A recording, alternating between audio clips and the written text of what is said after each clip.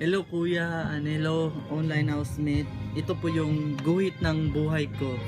Ito po yung ama ko, ina ko, at mga kapatid ko. Walo kaming magkapatid. Ito yung panganay ko, panganay na magulang ko na si Jimboy, nandun na sa Manila, nagtatrabaho at may pamilya na rin. Ito yung pangalawang panganay, si Jonald, may pamilya na rin pero nandito lang siya. At ito yung pangatlong kuya ko na lang sa bahay, walang trabaho. At akong pang-apat pero mamaya ko na sabihin. Ito ngayon, yung babae ko, ang babaeng kapatid ko nasa Manila rin, naghahanap ng trabaho para sa kanyang anak.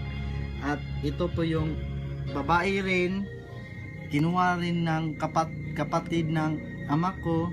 At ito din lalaki, kinuha rin ng kapatid ng ina ko. At babae, kinuha rin ng kapatid ng ina ko.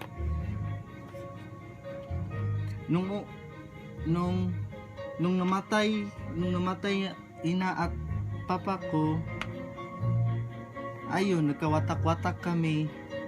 Tapos yung iba nasa malayo, kinuha ng mga kapatid ng ina at papa ko.